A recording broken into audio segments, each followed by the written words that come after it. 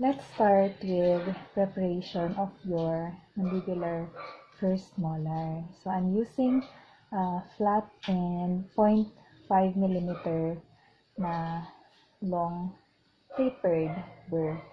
So ang first step is, of course, you have to make your CFL. I just want to show you yung angulation ng burr mo kapag mag-CFL ka. You have to keep it really upright. Not like this, but upright.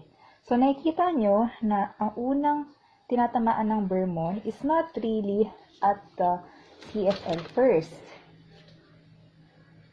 Keeping your burr upright, you have to push it inside the tooth. Pero, since this is a 0.5 millimeter burr, keeping your burr upright, you have to push it inside the tooth. Pero, since this is a 0.5 millimeter burr, hindi siya mag-go in.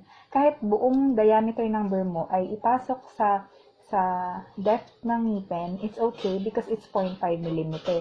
Ang kailangan mo kasi nga achieve when it comes to molar is 0.75. So, it means na kahit magbaon siya in your molar preparation, you still have a few millimeters na space.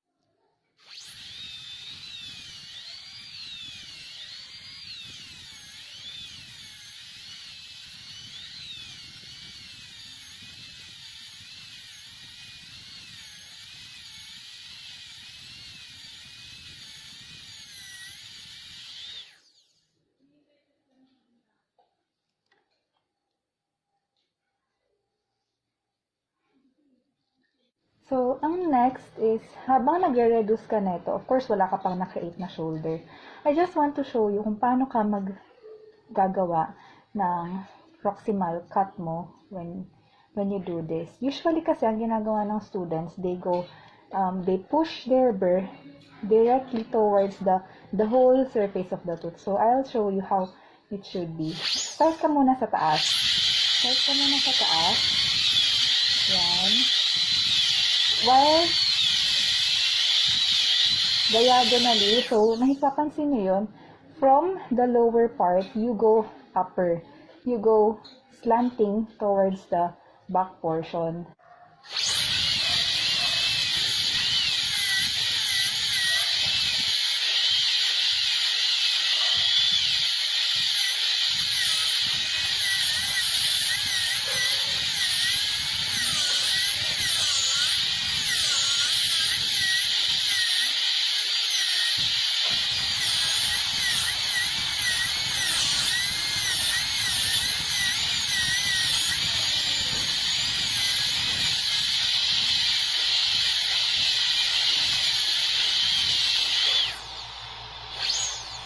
So, napapansin nyo yun?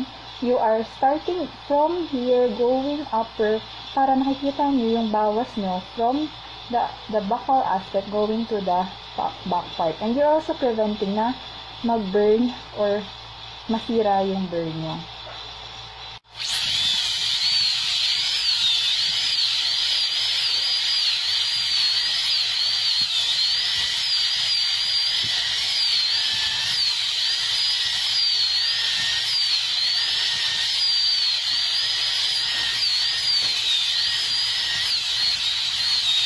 So, as you can see, slowly, your shoulder is becoming more defined.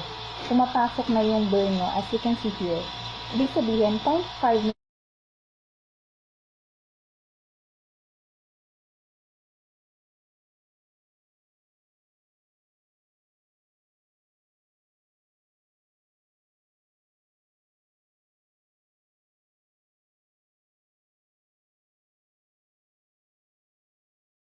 with your flat and tapered, 0.75, mag-taper lang tayo at this area.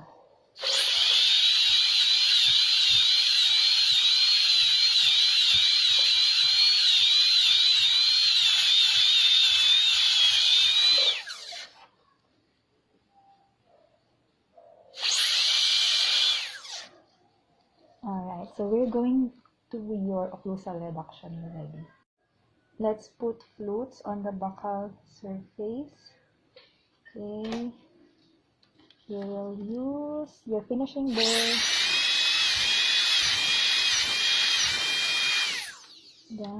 other side. 2 clips. Okay. And then you just smoothen it out.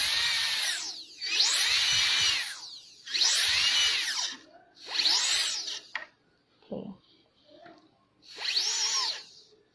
Of course, last step is to use your finishing strip. So how do you use your finishing strip? You just press on it. Then you slide outward. Okay. Press on it.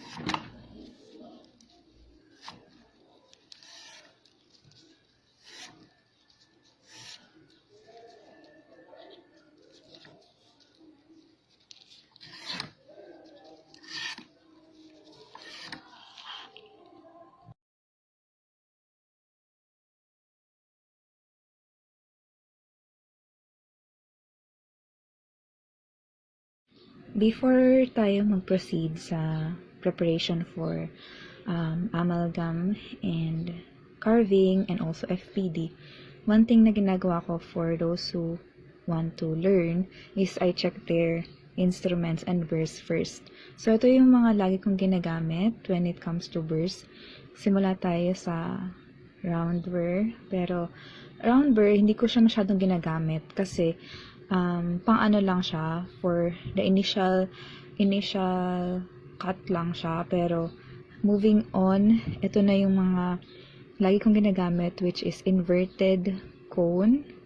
Ayan, I would like you to note yung size ng inverted cone na to kasi 1.5 mm na yung diameter niya at the base of the inverted cone, and then yung height niya approximately 1.5 itong burr na to, and then ito nasa 1.75 yung height niya.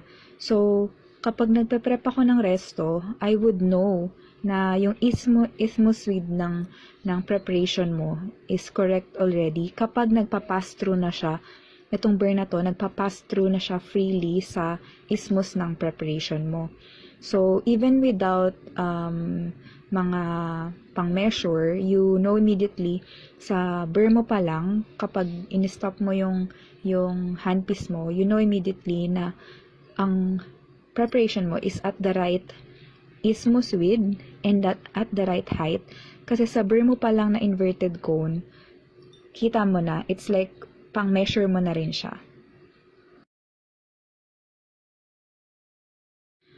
And then, etong dalawang, so I have 1.5 height and width. And then, ito naman, nasa 1.75 yung height, pero yung width niya almost the same lang. So, parehas yung inverted cone. Resto burr din for ditch cut. Yan, cylinder burr, straight cylinder. Ang difference nito is this one is 0.5 mm and then this one is 0.75 mm.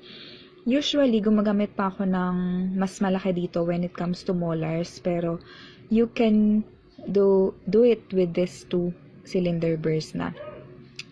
Ang maganda dito is yung height niya is nasa 4 mm na 4 mm na yan, and when you do the ditch cut, you know na kapag umabot siya, for example, here yung end ng height niya dito sa area na to, pag umabot siya almost reaching the half ng burr mo, you know na 1.5 mm na yung height ng proximal box mo. So immediately alam mo na you will not go deeper than almost half of your burr. So parehas lang siya ng height. Then you have your end cutting. End cutting kapag fina-flatten mo yung proximal box. And etong burr na to is your tapered fissure burr for resto. Ginagamit ko rin siya for FPD sa occlusal, kaya nagagawa natin yung mga lines and grooves sa occlusal natin sa FPD. Pero sa resto, ito yung pinapang outline ko usually kasi the tip of this burr is nasa 0.25 mm lang. So siya yung pinapang shape natin ng mga outline form natin. Yan.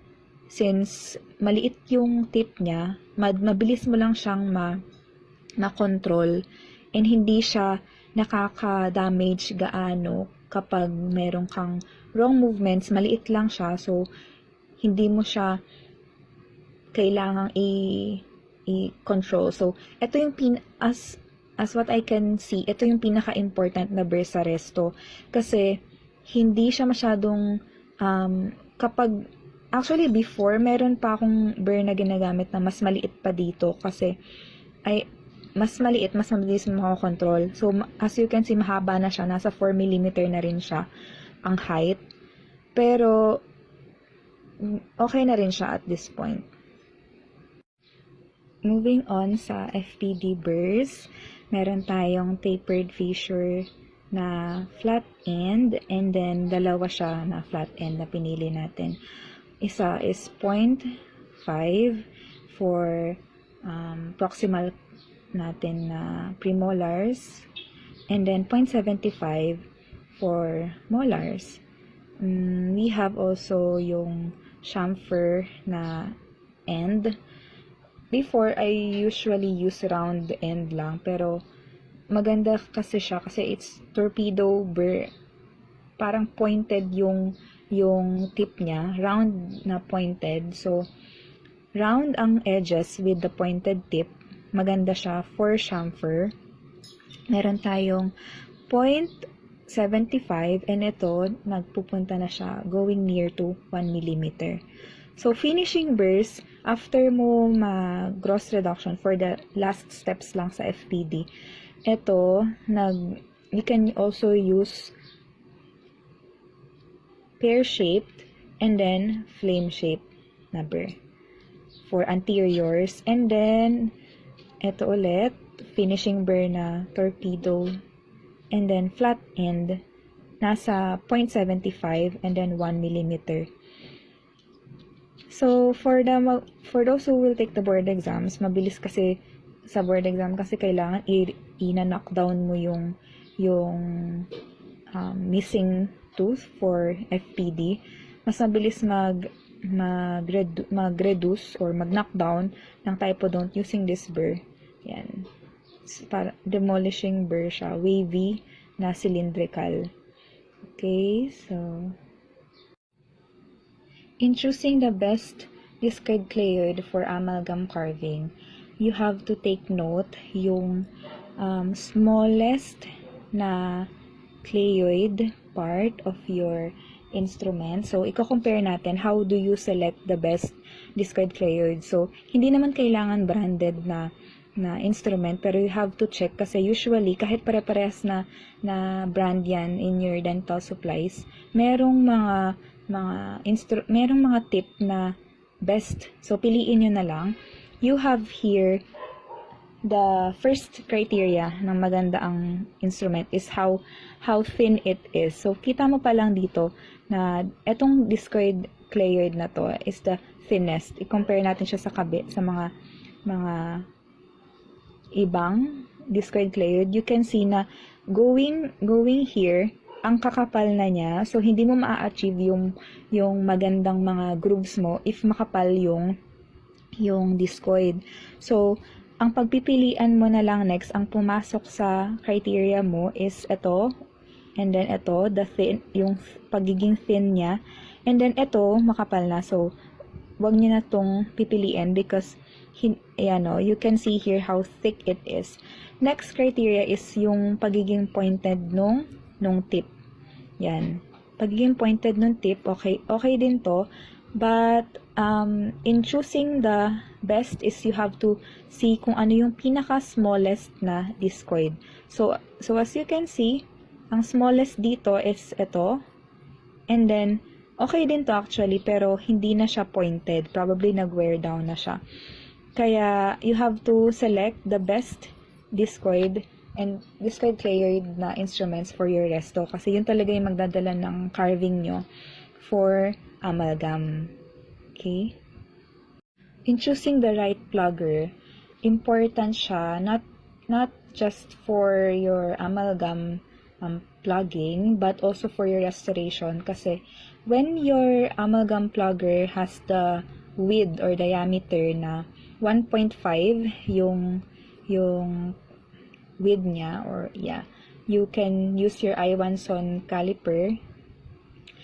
And if it's 1.5, kapag nilagay nyo siya sa preparation nyo and you pass it through your preparation or your isthmus ng preparation, tapos 1.5 siya, you already know as with your inverted cone na tamang-tama na yung size ng isthmus. So, when it comes to the other part naman, isa dapat ay 1.5, and then yung isa naman is dapat ay 2 or 2.5. Why is it 2.5? Kasi when it comes to checking ng amalgam preparation sa board exams, I usually limit my isthmus width to 1.5 kasi mas maganda, mas conservative, and hindi mukhang malaki. Of course, di mukhang malaki yung preparation mo. Pero when it comes to your amalgam carving, kailangan ini-enlarge mo ng onti yung preparation para mas maganda nilang makikita yung anatomy. So, I would choose a 2 mm na plugger to check if okay na yung size ng aking isthmus. Ayan. After checking the instruments, kailangan na nating i-check yung mga previous na preparations. And the first thing na ninonote ko sa mga students that I taught before is yung shoulder nila. Kasi usually, hindi na-emphasize na yun yung pinaka-important na part in preparing the FPD.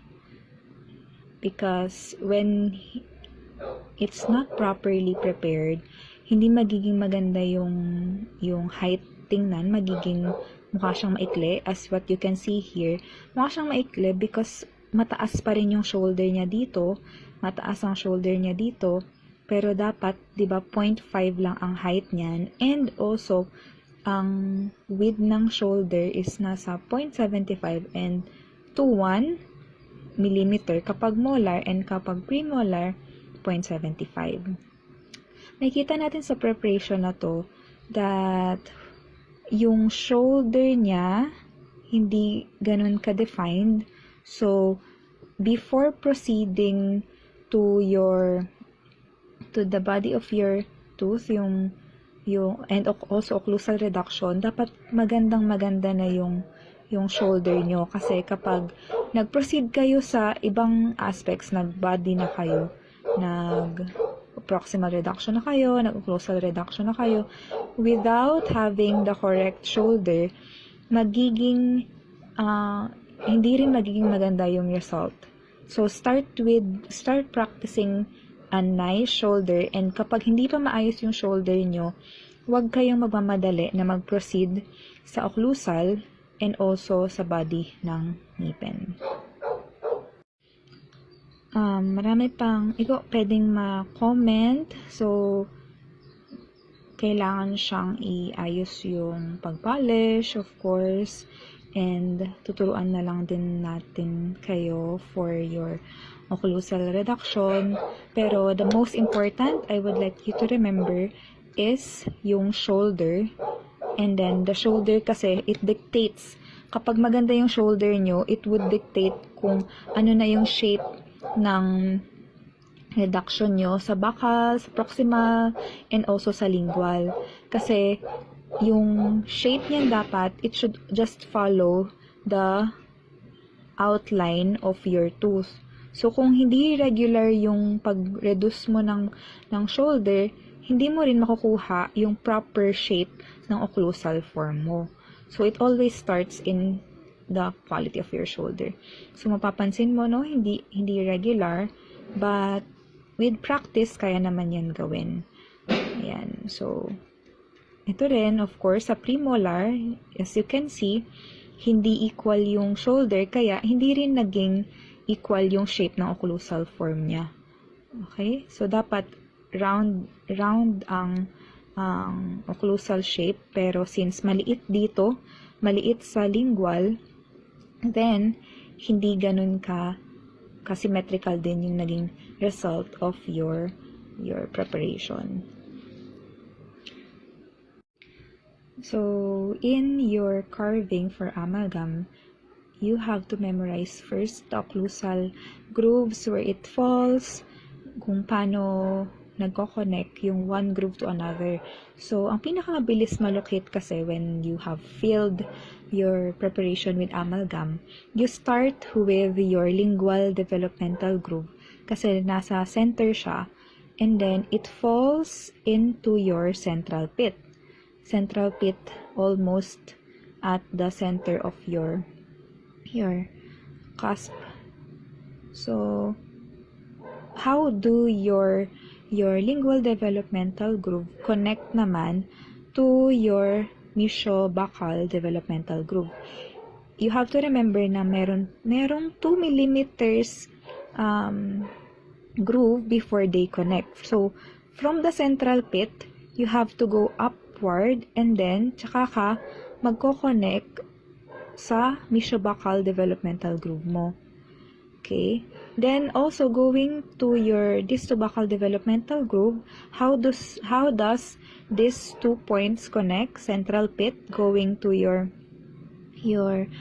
distobuccal developmental groove, it goes upwards, and then merong comparing the two grooves, may sharp peak dito sa area na to, and then it goes down forming your triangular fossa, distal triangular fossa.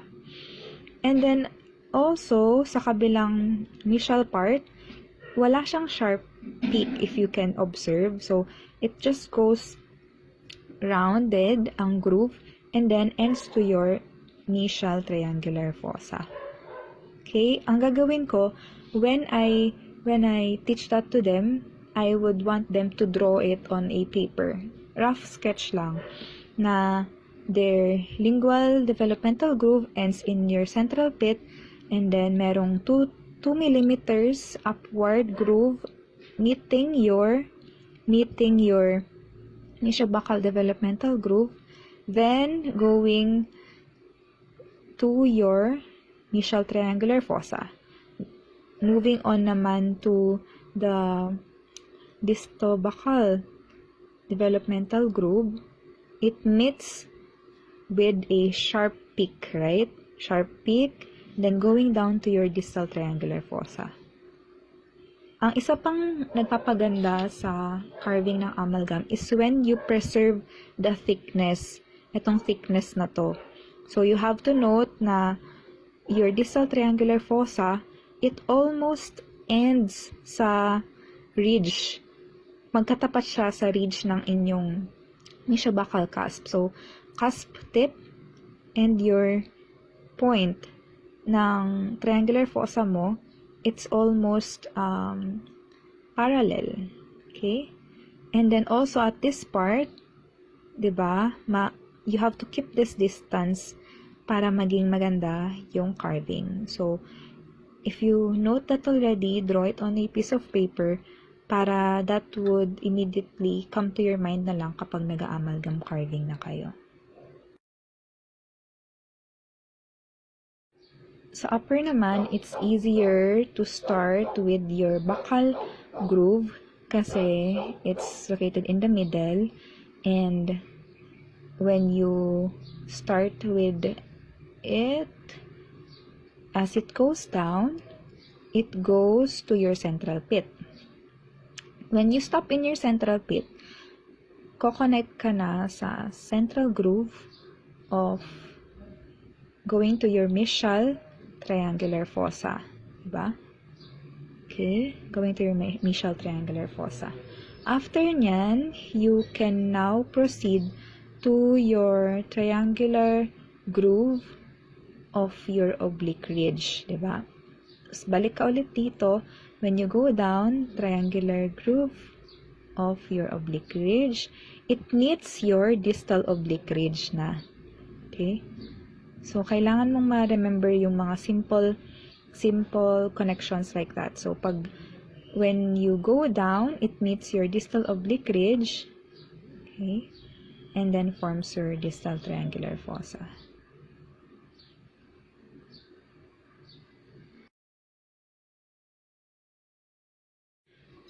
So, moving on, ating flame shape burr. Ito is for FPD na. Yung iba, gumagamit sila ng pear shape na diamond burr. Pero, when it comes to anteriors, canines, centrals, and laterals, ito yung best for me. So, sanayan lang. Hindi naman siya ganun ka particular if you will use flame shaped or pear shaped na burr. Parehas lang siya okay. And then, for occlusal reduction, gross reduction, gumagamit ako ng disc shape burr.